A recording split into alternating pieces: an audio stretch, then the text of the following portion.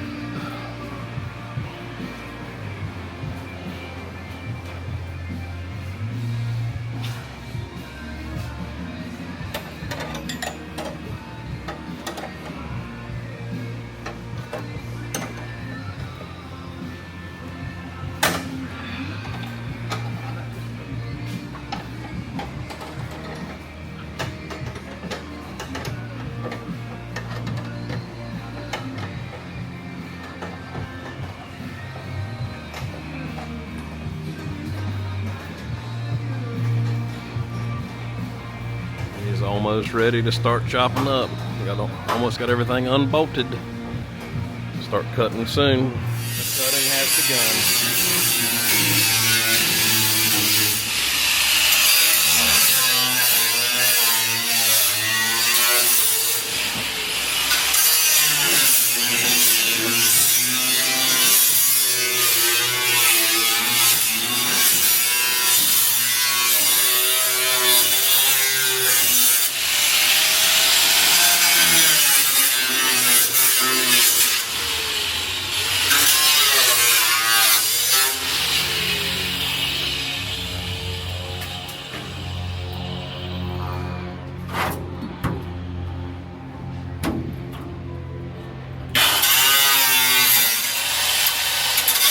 She is roughed out.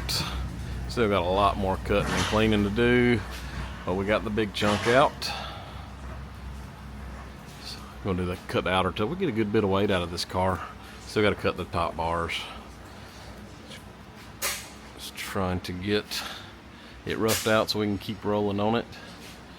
I'm gonna show you what the chunk that came out. There is the chunk we got cut out in one shot. well, I ain't gonna say one shot. It's a, I always try to get as much out as possible in one cut. So we just basically went around the perimeter, got it chopped out. Now we got to finish cutting the outer tubs out, any other sheet metal that's in there, any bracing. We're trying to get some weight out of the back of this thing before we get it on the fixture or on the jig, and then we'll start to set up our 4-link bracket length and start laying some bars. After we get it all cleaned up, we'll check back.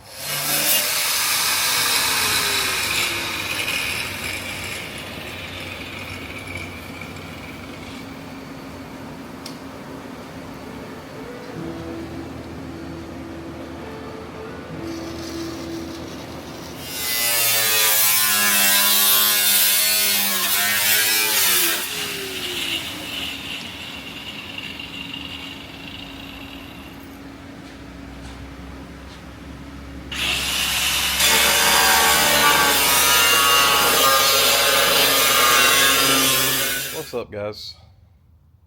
Trying to catch up on this deal, as you've seen in these past few clips and videos that we've been piecing together as we've been chopping up on this car all this week, and started putting some groundwork in it for the back half. We've been super busy, so I hadn't been able to really keep up with the way I wanted to on this. I wanted to do a little bit more as we went, and I've been doing that as we kind of chopped apart, but kind of just missed some sections here and there. We've had so much shop work. I mean, been covered up doing rear end housings for shipping, shipping ones out, and some that stay here, and just been all over the place. I mean, just the shop's wide open right now, and it's just kind of a mess managing it all and trying to stay on top of doing these videos. But anyway, I figured I would do a little catch up, kind of show you where we're at on the back half of the old Holy Ghost car, and the kind of how we got to this point and what all we've kind of done so far and what we still got to do, and just kind of a little, I guess, a catch-up session. Let's see. So let me flip this around and I'll show you what we got. All right, so we got this on my old trusty jig I made probably 10-15 years ago. It's actually built a lot of cars on this thing.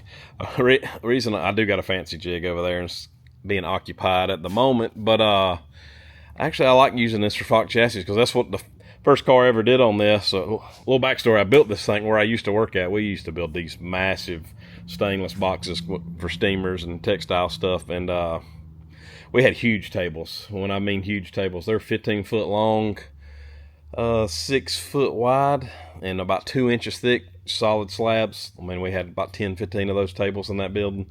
So literally this whole thing was built on one of those tables, clamped up, welded all in place many years ago. But yeah, I made it to where actually the front, I made it adjustable where I could change heights and whatnot. But I made it where it would bolt to the factory spot, the factory rear K-member bolts, and then I had adjustment there, and then I had made it to where it would catch the pinch welds, the outside of the pinch welds on Fox chassis, and it pretty much fits all of them. It works pretty well. I mean, I've never moved those two sections. You put it on here, you have to get it square side to side, plumbing square side to side, and then other than that, it's make sure the chassis is actually level. And then when we put it on, one reason I really like this jig for this kind of work is because you can put it on the 2-post lift and go up and down, and it makes it so much easier so you're not crawling around on the ground, going up and down, just, it really wears you out at doing this kind of work. I mean, the nice jigs are awesome, but you're climbing around on your hands and knees, going under and over them, and this is just a super simple way to do this, and it just worked really well. Only thing, so like I said, we got it set up and plumbing square, got it centered on the jig front to back, or I mean, it only goes a certain way front to back, but side to side is the biggest deal because we want to be able to use this as our flat surface for everything to base off of, and it to be square side to side. That way we can use it as measurements, drop plumb off of this, drop plumb off the chassis. At any kind of points we have to have chassis-wise, we can use this as a base. And also, even when we put it on the 2-post, we level it out front to back. That way this is always level, and we can use our angle finders to make sure everything's the way we want it to be, and work out pretty well. I mean, actually, I back half Brad Edwards' car on this jig a few years ago. I mean, that car was number 2 qualifier at No Mercy 16 this weekend, running a 366. It's got one of our housings, and we back capped it on the same fixture. So I mean, it works. It's just, you don't got to overcomplicate this stuff, guys. I mean, you can be simple with it and make it work. But anyway, since the last one I posted, it was mostly just getting cut out, and Dylan's cutting and grinding. And let me step in here. A lot of the weight's been chopped out of this thing. I mean, we cut one of the first ones, we cut the main section out. This was a rear factory frame rail, you know, stock suspension car. So we basically cut all of the main tub stuff, or the mini tubs, frame rails, all that out in one shot. Then we had to go back and we started cutting all this out. We had to cut the outer tubs out. So we go in here and we cut that down, cut the outer tubs out. Once we get those out, we start coming back and doing some trimming out, cutting all the, so let me back up, cutting out all of this, all of just extra sheet metal. We're just trying to get weight out of these cars. I mean, we'll probably have to put weight back in it, but it's better to be lighter and add the weight where you want to than the other way of being heavy, and then you're kind of stuck with what you're stuck with. And we might not have to put much in this thing at all, actually. But this is a small, or LS turbo deal. Same as it was. It's just, I think it's getting a little more serious now, and they're going to do a lot of shootout racing with it. But yeah, so we got it set up on here, and then I'll kind of explain some of this. So we built, this is the 4-link brackets set up. This is built on a 20-inch center. And a lot of people ask, why didn't we put the 4-link brackets right on? So we're not redoing the cage either. So that's kind of, you have what you have to work with in this situation. We are not redoing the complete chassis. We're just literally back half and building off of what they already have here. So you have what you have. I mean, so is it the most ideal way I want it to be? No, but it is what it is. It's how this works. I mean, when you're just adding on to something, it's going to work just fine. It's the same way we did Brad's car. We built off of the cage that was there. We had to do some, so we want a certain control arm length. I mean, there's a lot, everybody's got a different attitude on that. I mean, but anywhere from 18 to 21 inches, depending on who you talk to on small tire radial stuff. So that's the reason why we couldn't put these brackets off of, you know, coming forward, because that would honestly be 4 more inches of 4-link bar. And I like to shoot for a 19.5, 20-inch 4-link bar. So that would put you at, you know, 24 inches or so, pretty easy. And that's a long bar. And there's nothing wrong with that. It's just slow. It reacts slow. On the radio, we want it to be snappy and kind of do what we want to pretty quick. And then it's just a lot more adjustment there. But so that's the reason this is built off of here. We got a lot more time to do here, getting this all connected. There'll be some more bars in here. Something we probably are going to have to cut these 2 bars out, because they're not even side to side, and it drives me crazy. Like you can see where that bar is in relation to the 4-link bar compared to this one. They're like an inch different from each other side to side, which is pretty gay, but it is what it is. And this will get cut out in the center, but we'll brace it to our number 1 bar, and then our 15 bar will be we'll tie it up here. Our number 15 bar will tie to the top of this 4-link bar. So we still got a lot to do there, tie all that together. It will get some, we got the main structure of the back. I mean, probably 95% of it's done as far as bar wise. There'll be some more bars go in the center here, because it's pretty open, but you can kind of see what we got going on here. It's hard to see some of this stuff with this camera. It'll be too close, but I mean, this is just kind of a pretty basic standard rear 4-link section we'll do. Obviously the parachute bar will come off of this. We still got to fit that.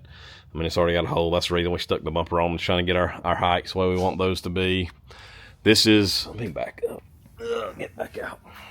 So this is actually, we've mocked up the housing, because I want it. So a lot of people ask, why are these bars on the outside of the 4-link? We build them different ways. So like my car, these bars are inside of the 4-link just to make it as narrow as possible.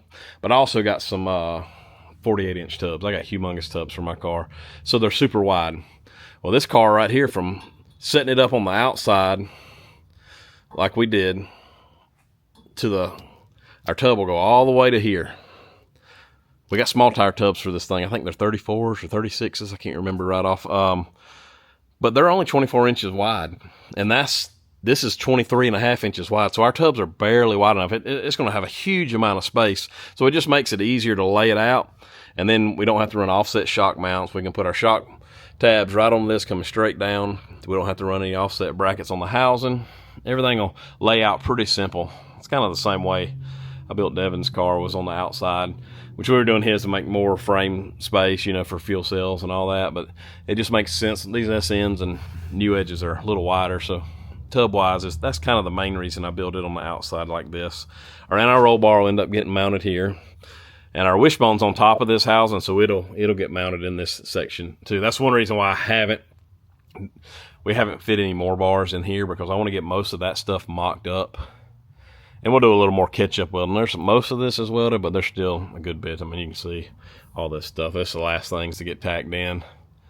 So we still got a good bit of welding to do on this deal. But I'll kind of, let me try to get some different angles where you can kind of see what we're looking at.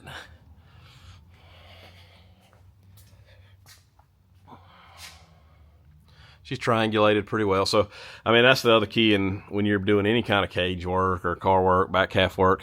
Triangles are strong. If you make a square, I mean, a square is strong, but they can move out of square way easier than a triangle. The triangles lock stuff in, and it just makes it so much stronger for forces to move it around. And that's really the main reason. I mean, I try to think about load paths and then triangles. How's the load path working?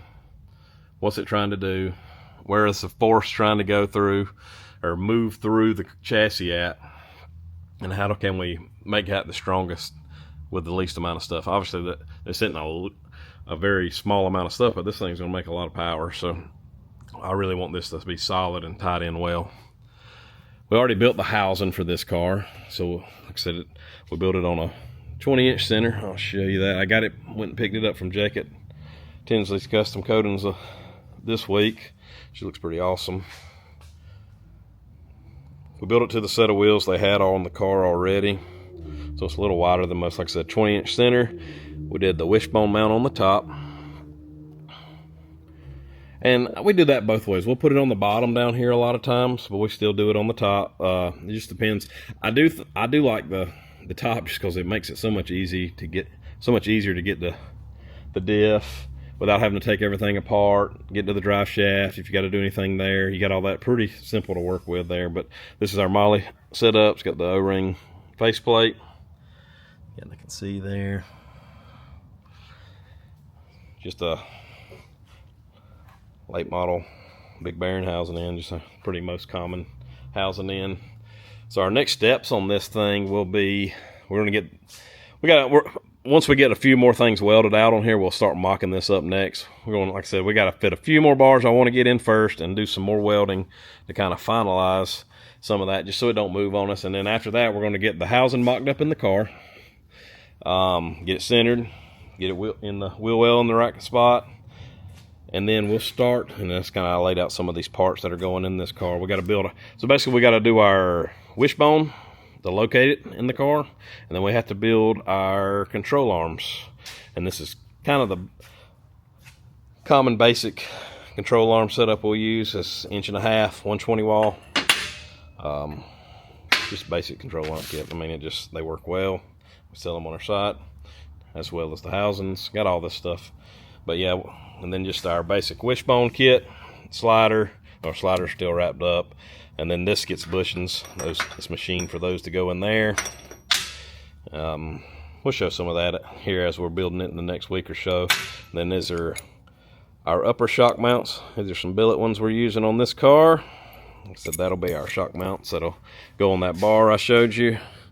They'll mount up straight above this, so everything will be in line.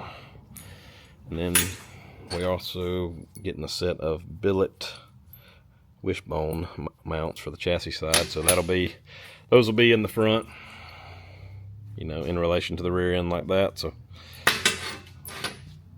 let's see, what else do we got on this thing? But yeah, that's our next step. Is we're gonna get all this stuff located, and then we're gonna build a wishbone, build some control arms, get this thing suspended, get shock mounts in the car. After that, it's really, after we get all our, we'll put shear tubes in any of these tubes that we don't, or any of these holes in the 4-link brackets that we don't put tubes in for bracing. We'll put caps on all this stuff when we get close to when the welding's done. Try to leave that out to breathe for now. But yeah, that's most of the tube work is finished. Like I said, we're probably 90% finished on tube work in the back of this thing. A few little ones here and there, and then just finish some welding work. And then we're gonna get it all mocked up and done. And after that, we'll be doing carbon tubs. We'll fit our carbon tubs after that, and then carbon panels to close all this in. We got to close all this back in for the customer. Yeah, it's gonna be pretty sweet. I'll do it'll be more videos on this, probably at least 1 or 2 more on this deal as we do the carbon tubs, and probably as we put the engine in it and other things like that. But yeah, appreciate you watching. We'll catch you on the next one. See ya.